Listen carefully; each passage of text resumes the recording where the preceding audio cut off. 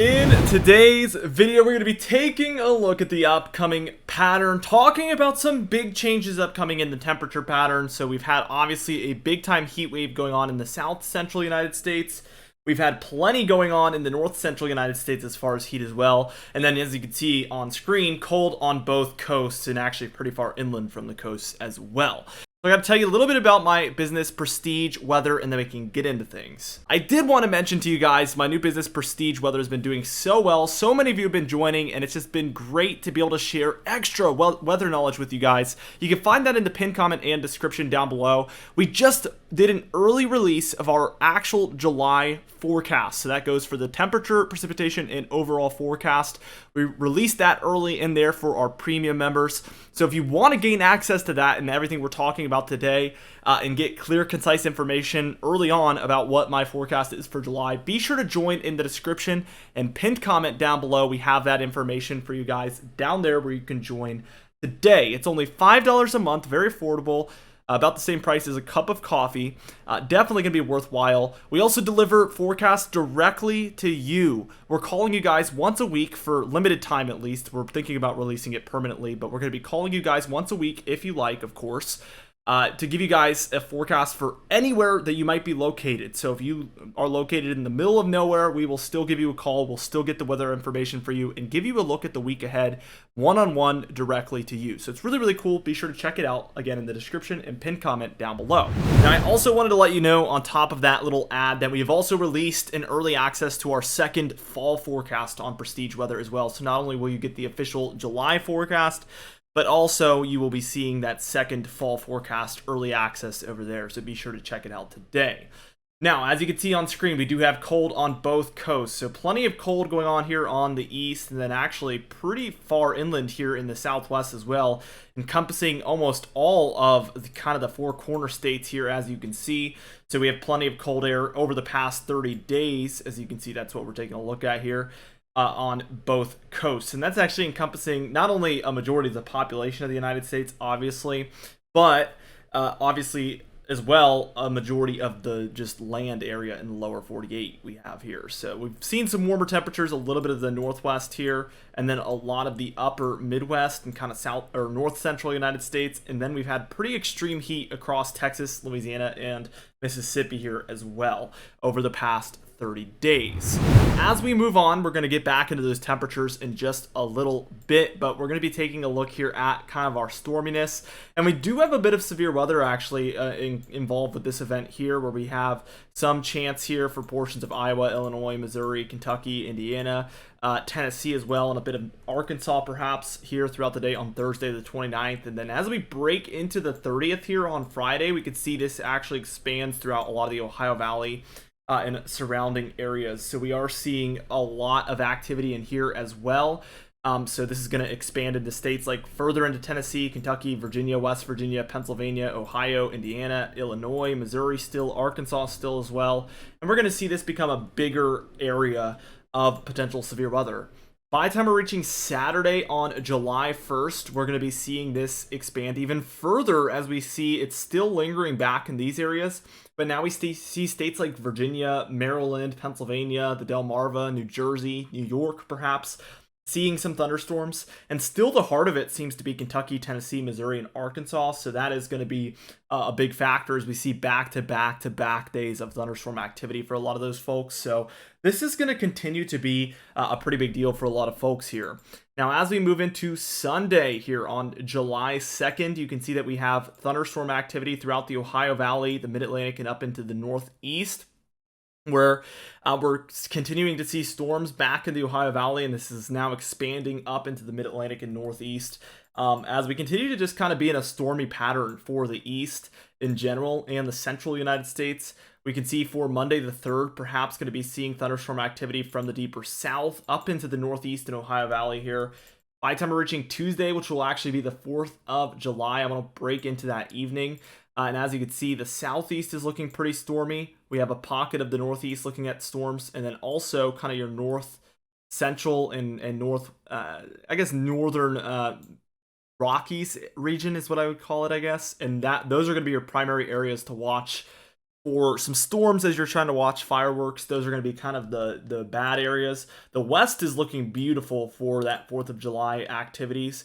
And also a little sliver of the mid-Atlantic into the Ohio Valley is also looking a bit better than most of the United States. So these two pockets here are where I'm feeling that there's going to be the most clear and just good conditions on the 4th of July evening overall.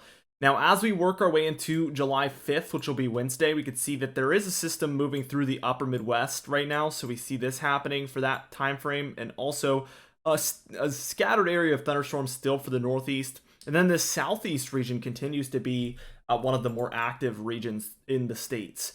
As we reach July 6th here, this is going to be a day where we see pretty scattered about thunderstorms for a majority of the eastern 2/3 of the nation. So a pretty stormy day overall. And I would say this European model is kind of working in towards a much more active pattern here. Here's July 8th, and we can see thunderstorm activity up and down the east. And then we can also see for the Northwest extending down into the Rockies, we see some of that activity as well. And then as we reach into the 9th, we can see a bit of a very intense frontal boundary is set up over the east, perhaps a stationary front somewhere in here. And storms are just kind of riding along that for a pretty extended amount of time. So this would bring about the potential for flooding in that type of an event. Pretty typical in the summertime. It happens about once or twice every summer usually, and this looks like we're going to get one of those very stormy bouts here, perhaps in the eastern United States as we approach the 9th, 10th time frame. That is according to this European model, which is known for high accuracy. And we're going to continue to track that on the channel, of course. Here is kind of our just total precipitation. And I mean, even through the next 10 days in general, the West is really just not seeing much of anything. So not only beautiful on the 4th of July, but really, really quiet pretty much throughout the next 10 days overall. And as you can see, we're reaching back into a period of time here where we're seeing the Ohio Valley, the Northeast, the Mid-Atlantic's a little bit less, but I would say that there's a chance that there's more than that. Obviously, that's just a small sliver there over Maryland and the Delmarva, showing a little less there, so perhaps they'll still get in on these high amounts. And then the deeper south and southeast also looking at above average precipitation. So this is where a lot of that storminess is happening, and where I would eyeball for the best chance at above average precipitation over the next 10 days. Now that temperature pattern gets pretty interesting. We do have cold over the east, cold over the west, as we've been seeing for the past 30 days, and then a surging heat wave here over the east, or over the central United States, better yet, and that is kind of just building in.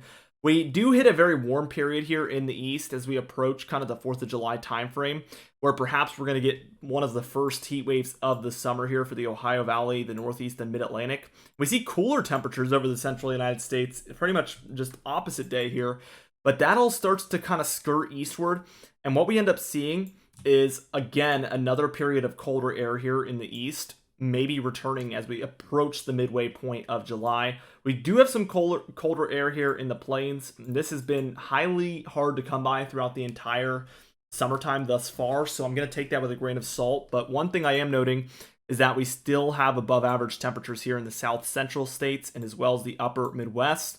And these areas are the ones that have continued to be the warmest throughout June and perhaps going to continue to be the warmest throughout July. Again, if you want to see that official July forecast, you can check it out in Prestige Weather in the description and pinned comment down below. As we approach the 14th, it's pretty much the same story. So we have a cold band coming through here a little bit, and then everywhere else is pretty much above average. So very, very interesting stuff. This would lead towards these areas going down as even further below normal for the entire summer. And it's already been a historically cold summer for these folks, so definitely very interesting stuff. Now, I wanted to show you the climatology of what we're expecting not only for the upcoming July, but also the fall time as we break down the official forecast. This is what we expect historically for Julys that are very similar to this one, and this, honestly, we're seeing trends at some cooler air in here. I had been for the past couple days pointing this out as an area that, you know, we kind of X'd off and showed as maybe an area that would actually be warmer than normal. There is beginning to be more signs at potential cold, or at least back and forth. So maybe there's more truth to this than I originally kind of alluded to. In the east, though, we do see this cooler air just as we're seeing dictated, or, you know, I don't know what word I was looking for there, but not dictated, obviously, but I don't know what I was thinking. But we're seeing this indicate that there's going to be colder air here in the east, and that is honestly what we're expecting from the models as well. And as well as this above average temperatures here in the Northwest, we also expect to see that according to the models and these analogs here. And then a little sliver of above average temperatures there for the Gulf Coast. I think it could be a little bit more expansive than just that though, obviously. Precipitation wise, we would expect to see a lot of activity in the similar areas that we're seeing this activity pick up now. So this is looking really good. There's model agreement, there's analog agreement. When those two start to align, there's not a lot else that you could have as a sign that this is what we have coming. So this is all we have to go based off of is analogs, model predictions. Analogs is going to be everything that's historical for the most part. The models are going to be taking what's happening now and trying to predict what's happening later as a result. And when those two align, you have a pretty solid case for a prediction. And honestly, I think this is looking really, really solid here. Now, for the fall time here, we do see that our analogs call for warmer temperatures along the west and then cooler temperatures here, especially in the central United States. But not only that, the East Coast dealing with some neutral to below normal temperatures as well. So we are seeing multiple different areas dealing with this cold air according to this fall analog, September to November. And then we also see the fall precipitation calling for far above average precipitation in the southeast, and then pretty much the whole northern stretch dealing with some below normal amounts. Again, be sure to check out the Prestige Weather as we just uploaded that kind of early release of the second overall fall forecast, and we have the temperature, precipitation, and overall forecast over there that you guys can check out today in the pinned comment and description down below. So many of you have joined and enjoyed it, so I hope you guys would as well. Be sure to also subscribe for uploads just like this one every single day. You can even hit the bell icon for daily notifications, and you can get notified every day when we do upload. Be sure to like the video if you did enjoy it, leave a comment down below, and I will see you guys in the next video.